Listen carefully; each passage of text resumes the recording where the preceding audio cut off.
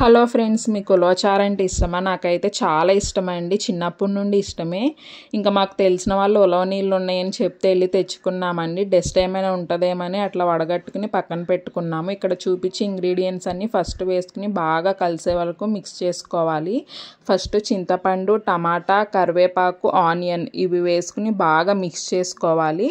ఇంకా అట్లా మిక్స్ చేసుకున్న తర్వాత మీ టేస్ట్కి తగినంత ఉప్పు వేసుకుని, పచ్చిమిర్చి వేసుకుని, మీ టేస్ట్కి తగినంత కారం ఇవి వేసుకుని బాగా మిక్స్ చేసుకుని స్టవ్ మీద పెట్టేసి ఆ వాటర్ ఇంకి బాగా చిక్కగా అయ్యే వరకు తెరలనివ్వాలి స్టవ్ మీద. టేస్ట్ అయితే సూపర్ ఉంటుంది. బాగా తెరలనిచ్చి చిక్కగా అయ్యే వరకు ఉంచితేనే టేస్ట్ బాగుంటుందండి.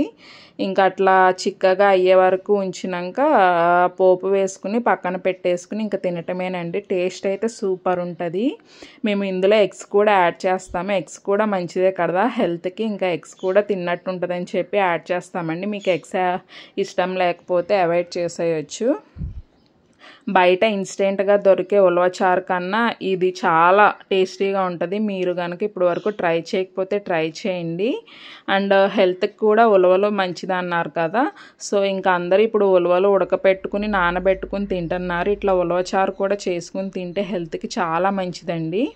ఇప్పుడు వరకు ట్రై చేయకపోతే ట్రై చేయండి. అట్లానే నా వీడియోస్ నచ్చినట్లయితే లైక్ చేయండి, షేర్ చేయండి. నా ఛానల్ని ఫస్ట్ టైం చూస్తున్నట్లయితే సబ్స్క్రైబ్ చేసుకోవటం మర్చిపోకండి ప్లీజ్.